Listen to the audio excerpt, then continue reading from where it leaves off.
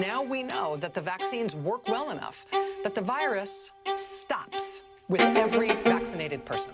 So it's easy to criticize, but they're really criticizing science because I represent science.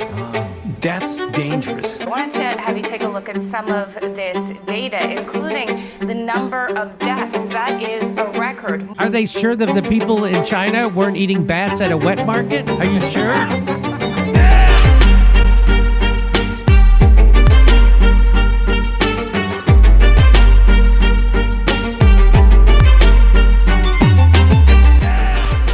Welcome to the first episode of the Space Elf Podcast. Dimensional deep dives, and this dive is into COVID. I chose a pretty broad topic, so I'm going to narrow it down in a few ways. I'm going to do it like this. Is there anybody that you love and it annoys the shit out of you that they're being lied to or believe something untrue? Well, here what I hope to do is uncover some of the data that may convince people otherwise, if they're willing to accept that they might be wrong. You know, I learned a few things while doing this, and I hope that you can too. And I hope that regardless of where you stand on the issue, that we can all kind of come to the middle and just decide to be honest for a second and accept the truth for what it is. We're going to learn about the origins of COVID. That was one issue that we may have been lied to about. We're going to learn about vax and max efficacy. That's another issue that we may have been lied to about. We're also going to learn about lockdowns, economic blowback. That's another issue that we may have been lied to about. And lastly, I'm probably going to close this whole thing up with user fees, regulatory capture, and farmers' relationship with the FDA and politicians. So sit back, relax, you guys, and wish me luck on this voyage of the first of many podcast episodes. Like and subscribe and all of that jazz. And a quick shout out to everybody that helped me put this together. You know who you are, and I love you to death. So here it is. Enjoy. Wildlife wet markets, where thousands of people and animals gather together, are a breeding ground for outbreaks. So does anybody remember that? That was an ABC News broadcast about the origins of COVID. Essentially, they were saying that COVID-19 originated in a wet market. The particular wet market was the Huanan Wholesale Seafood Mart in Wuhan, China. The proximity of that wet market was really convenient, but I kind of believe otherwise, man. I think that was the normalization of an idea.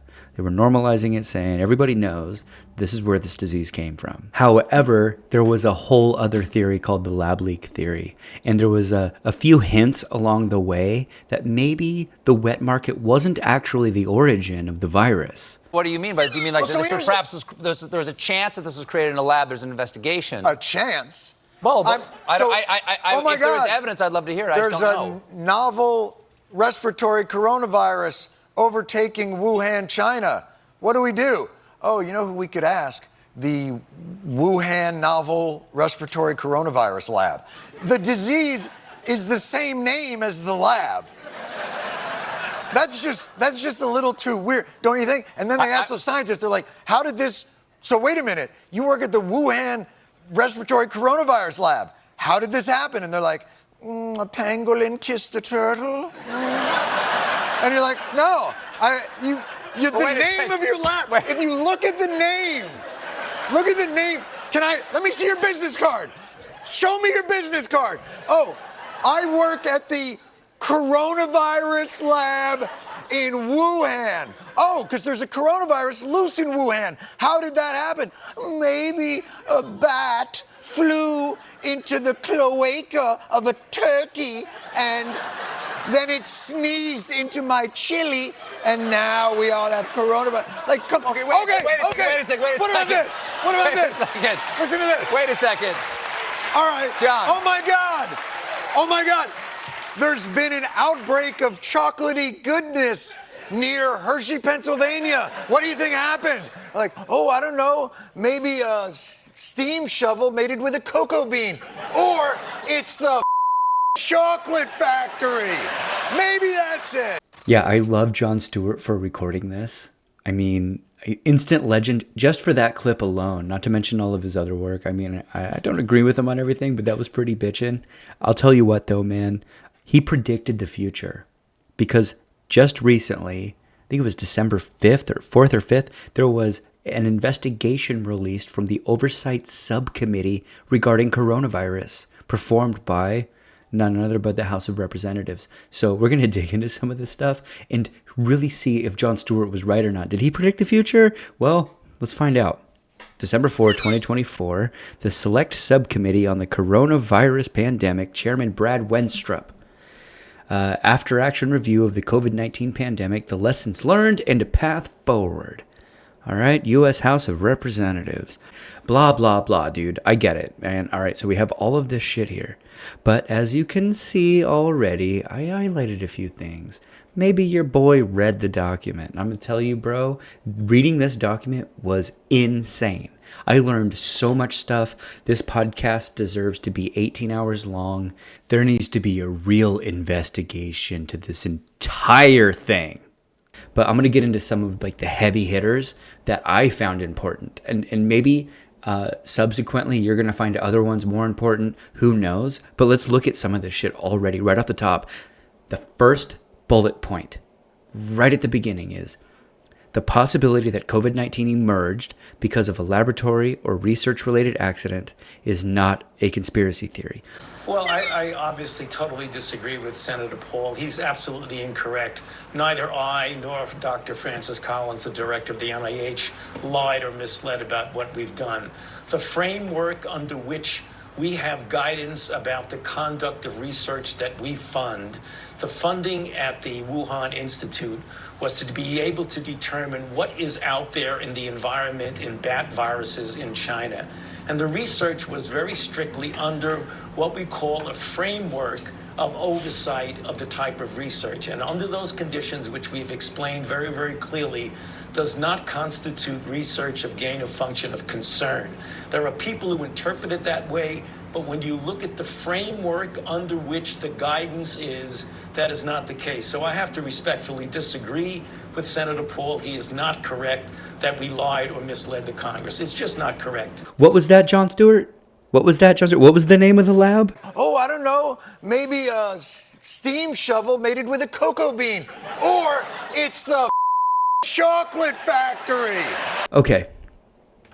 Scientific messaging must be clear and concise, backed by evidentiary support, and come from trusted messengers such as frontline doctors treating patients. Not you, Peter Hotez, or whatever the fuck your name is, dude. You know what I mean? Not Sanjay Gupta. Not like, dudes on insulting Joe Rogan or whatever. Okay, because what we actually want to know is the truth and not who is paying your bills. What are their opinions? All I need to do is listen to corporate media if I want to know what Big Pharma's opinion is. But what is the truth? It's almost impossible to find right now. Former New York Governor Andrew Cuomo participated in medical malpractice and publicly covered up the total number of nursing home fatalities in New York. So here we have what we know about Cuomo's nursing home scandal from the New York Times. Governor Andrew Cuomo's administration has been accused of deliberately obscuring the full scope of nursing home deaths in New York. The FBI is investigating. So that's good. I was about to say there needs to be an investigation into this. Well, apparently there is one. For months, Governor Andrew Cuomo has defended himself against criticism of his administration's handling of the coronavirus in nursing homes. Michael Gold and Ed Shanahan. So, just kind of scrolling through this and I'm going to give it a quick read. I think the real concern is how administrations have handled the deaths and the reporting of deaths. It appears there's a lot of controversy here, man. And I wonder if this isn't true among other states and regions in the United States, because this can't be the only time somebody was trying to rig the numbers to make it look like they did the best. And here we have NPR, Andrew Cuomo to receive International Emmy for masterful COVID-19 briefings. And I just find it just so sweet how fake everything is. This guy received an award. I think they took it away from him. If anybody knows if they took it away from him, leave a comment or whatever. I think that's kind of funny. Imagine like he receives it one day, the next day they take it away. They're like, you lied, man. Like, yeah, he's a politician. Read what he says here. This guy, Colin Dwyer, wrote, the Emmys have always had a soft spot for politicians. In the past 2 decades, the annual television awards have dealt out nods or outright wins for a slew of famous names. There's Selena Meyer for one, not to mention Josiah Bartlett and Claire and Frank Underwood, among others. The thing is, most of those politicians are, fake. And that's kind of where I was at. I was like, dude, the second you see one of these awards, like Obama got the Nobel Peace Prize, but even though, remember what that they coined him the Obama-in-chief, but he somehow got a Nobel Peace Prize. And then you have this guy here, he wins an Emmy. It's like, these awards don't mean anything. It's about who you know, who you're rubbing shoulders with. It's all how do they spin a narrative kind of thing, man. So I just wanted to point that out too. So if we go back over here and remember, this guy's under investigation for reporting false numbers, being the head of an administration that was lying. And real quick, I would just like to add that I really feel like this story hits at the crux of why I even wanted to do a COVID episode at all, much less any other episodes. It's mostly a critique on the way that any establishment administration oversees a crisis or oversees just about anything, really, and how they spin it, whether it should be a crisis or considered a crisis or not. And in the end, it's somehow manufacturing compliance, manufacturing consent. You look into just the history of almost any other issue in the United States, it's spun in such a way that a problem created by the government can only be resolved by the government.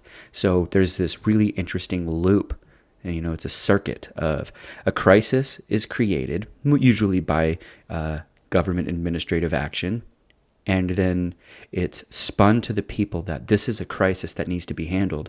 And there's these proposed solutions, and they just kind of shoehorn these solutions in and say this is the only way. And then they garner consent from the public to perform some sort of atrocious act. And in that act, of course, almost every time is large upward transitions of wealth and power and the loss of rights for people like you and I. And that trend needs to be noticed. I think that's really important. And I think trust in the establishment needs to be reduced significantly. This guy has an investigation going on, but are we going to see anything come of it? I don't know. And what about future issues, man? Anything could be happening. What about the next one? How are they going to handle it? Are they going to lock us down? We're going to have severe economic blowback? Are they going to lie about where it came from and all this other stuff, and then get away with it, and nobody's going to be held accountable, and it's just normalizing tyranny. And for the lack of a better word, all I have to say is fuck that. By royal decree, I hereby sentence you all to death by disease. But anyway, the U.S. National Institutes of Health funded gain-of-function research at the Wuhan Institute of Virology. That's the first one I got there. And as I said, what was that, Jon Stewart? What did you say, bro? It's the chocolate factory. Maybe that's it. The Chinese government agencies within the U.S. government and some members of the international scientific community sought to cover up facts concerning the origins of the pandemic. Yeah. Was it a wet market? Was it gain-of-function research? I don't know, man. Operation Warp Speed was a tremendous success and a model to build upon in the future. The vaccines, which are now probably better characterized as therapeutics, undoubtedly saved millions of lives by diminishing likelihood of severe disease and death. Excuse me for stuttering there, but what do you mean? Now better characterized as therapeutics. That's not a success.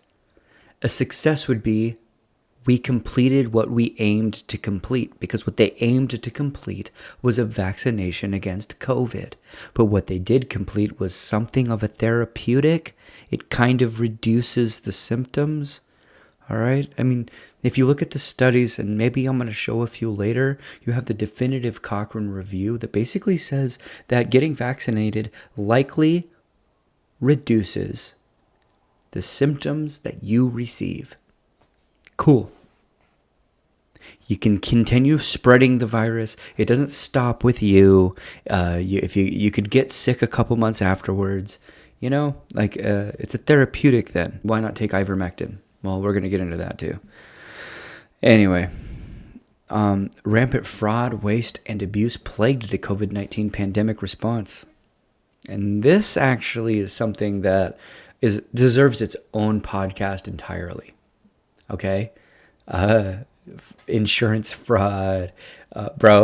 You'll see. I'm going to scroll down.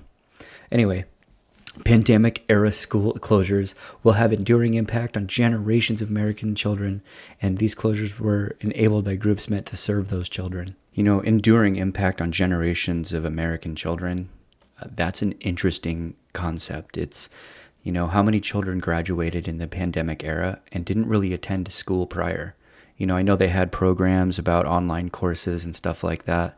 I don't imagine everybody was very strict with their children on do your schoolwork and stuff like that, How many children just played video games? I imagine it's a lot more than we would like to admit, and I doubt there's any studies about it. Maybe there is. I haven't looked. I'm not going to lie. I haven't looked. But I believe this, that there is a pretty big impact on education. There's a little sliver of a generation that just got screwed over educationally. The next thing here is number 6. The Constitution cannot be suspended in times of crisis, and restrictions on freedoms sow distrust in public health. Well, it's essentially why we're doing this podcast, why this whole episode exists, is, I don't necessarily trust this whole thing. Something's fishy. Well, there's a lot of fishy things. I think we've kind of covered a lot of it already, but I think there was a Benjamin Franklin quote that I like. It's those who would sacrifice liberty for temporary security deserve neither. And maybe it's a little relevant here. How many businesses shut down? And in fact, I'm going to skip ahead. I guess we can read number 7, but just to stay on theme here, I'll read number 7 and skip ahead.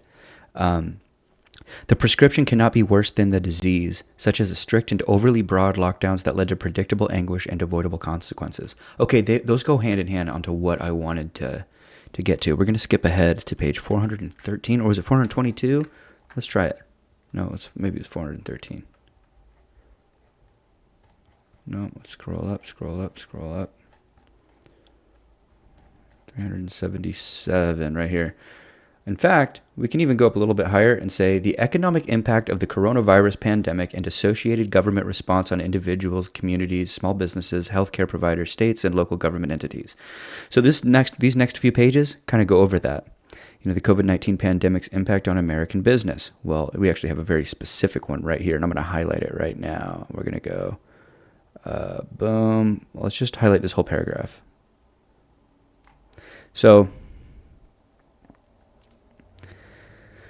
by the end of August 2020, industry survey data showed a staggering 163,735 U.S. businesses closed due to the pandemic, with 60% of those closures classified as permanent, having almost 100,000 businesses unable to reopen during the recovery phase represents a significant portion of the U.S. business landscape.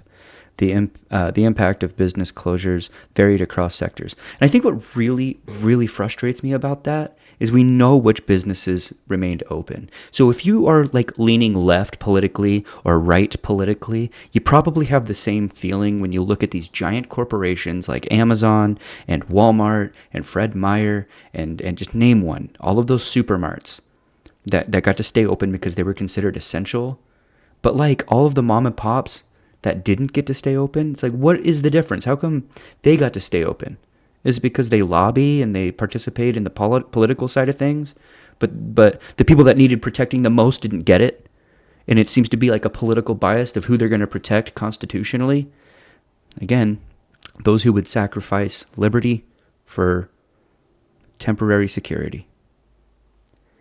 And this is the consequence. Imagine having a business that went under. There goes your everything.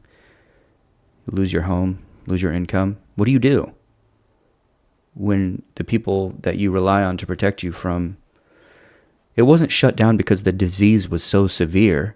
It was shut down because of the establishment reaction to it. And you look at this problem across the globe in places like, in the UK and in like Australia. You ever see that video? Maybe I should pull it up. There's a video of this lady with, she's getting George Floyded. She's got this cop with his knee on her upper back, and she's not wearing a mask, and so they're wrenching her arm behind her shoulder, and because she didn't want to wear a mask. Is that appropriate? Is that an appropriate response? I don't think it was. It's just a sign that, like, you give an inch, they'll take a mile. Nobody asked for that. You suggested a solution, and some of us decided, hey, I'm a free human being. I don't need to actually comply. And they say, yes, you do. Put this needle in your arm. Well, now we're going to have a problem. Now I don't trust you anymore. What are you up to?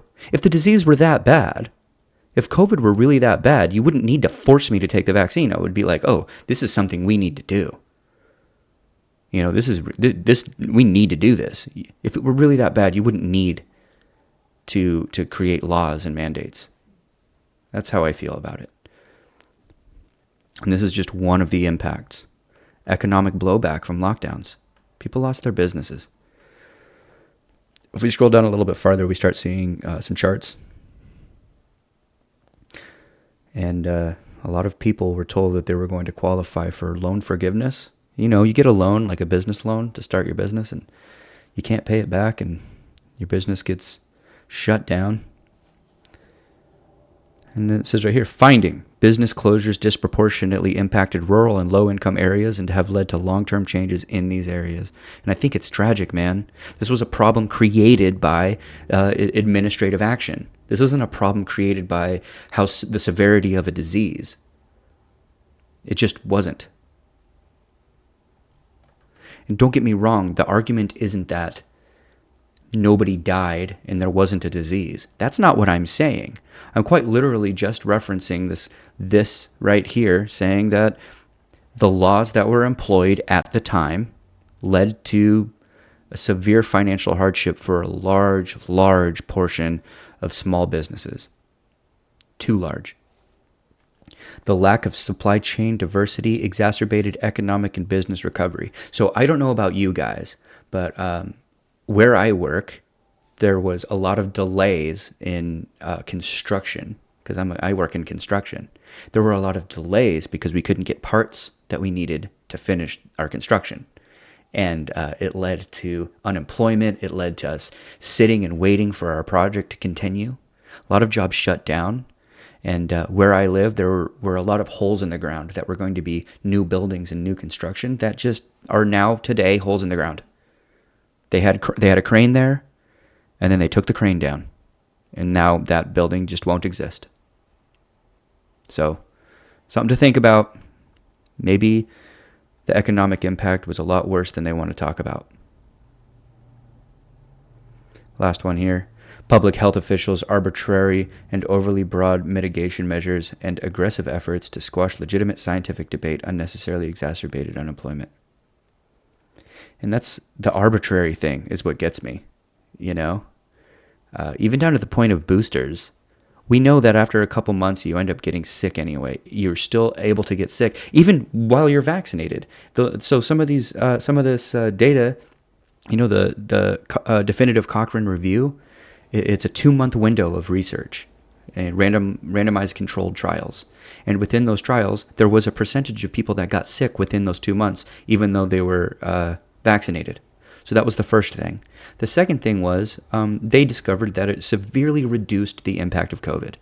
Essentially, if you did get sick while being vaccinated, you're probably fine, or whatever. And then it doesn't go any farther than that. So it doesn't really talk about adverse reactions too much. There was a percentage of adverse reactions, and I had a really hard time digging into the myocarditis thing. In fact, the abstract was locked when I went to look at the trial, but that's just one other loophole, or not loophole, but locked door I can't really get through. So I can't talk too much about that one. I'm going to try my best not to talk about things I don't know anything about. So anyway, This one here is finding. Pandemic unemployment disproportionately impacted sectors with lower wage earners compared to higher wage earners, such as those in professional services, and lower wage earners continue to remain unemployed at higher rates and will likely remain so over the next decade. For example, 70% of establishments in arts, entertainment, and recreation and food services told employees not to work at some point during the pandemic in 2020. And it's pretty shitty, man. Like, just that domino effect, that slippery slope. What do they call it? The butterfly effect. You know, none of you guys work, and then we don't know what that did. That led to an unemployment, homelessness crisis. And think about, like, in every, like, Depression era style tragedy, there's, like, people get into drugs and alcohol and suicide rates increase. And there's all these subsequent variables that I don't know if they're ever going to be addressed because they're not addressed in here. So that's all I have for this document, guys. I'm going to link it. Skim through it. It's actually wild. If you have a narrative that the COVID response was good and that they did the right thing, I think you should read this. It might change your mind. All right, if you guys made it this far, this is the end of part 1. I'm going to make a whole other part 2. It's going to cover the other half of the information that I wanted to go over and just the topic of COVID in general. But I just wanted to highlight a couple things before I go. The first one is that we looked kind of vaguely into the definitive Cochrane review. I had these couple of small windows that were up briefly.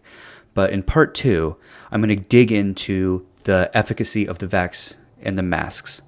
The truth is that the vaccines didn't really hurt anybody. They did. They actually hurt some people. The numbers were 5 in 1,000. If you zoom in on those little 2 windows that I was talking about earlier, you'll see that there were some adverse reactions, and some people did get sick. And but in general, for the most part, getting vaxxed didn't hurt anybody. And anecdotally, I got vaccinated and I'm fine. And everybody that I know that got vaccinated, they're also fine. They don't talk about transmission. And they don't talk about if you are vaccinated, if you can transfer the disease to anybody else. That's not what the study's about. It's strictly about the efficacy of the vaccines. So that being said, I really want you guys to take away from this that the real issue around COVID wasn't the medical and scientific side of things. It was the administrative side of things. It seems like everything the government touches, they destroy. And there's a theme happening that I'm probably going to dig into. And that's going to be essentially the theme of the entire episode, or the entire podcast, is I'm going to keep doing this over and over and over again of where government drops the ball. And just the lockdowns failed, the education reaction failed, okay? Remember, they lied consistently on the media. We just believed them, and so many people I love believed the media, and they were wrong. They lied consistently and repeatedly, and there's no accountability at play. Remember Andrew Cuomo? We give these guys power by electing them, and then they make horrible decisions. And I don't know whether to place blame at the feet of the public health community and their leadership by providing the government with information in which they will put forth mandates or whatever laws. But regardless, I think the fact that these positions of power exist at all are actually the origins of tyranny. And maybe we should consider not having those positions of power to begin with. I know, revolutionary thought. But anyway, part 2, get ready for that. We're gonna deep dive into regulatory capture, Big Pharma's relationship with the FDA and politicians, what happens with the money, the largest upward transition of wealth. All right, this is where things get a little bit more complicated and a little bit more difficult to track. But as you've probably heard somewhere before, if you want to know the truth, follow the money. So that's what we're gonna do in episode 2. So stick around for that. Again, thank you so much for being here.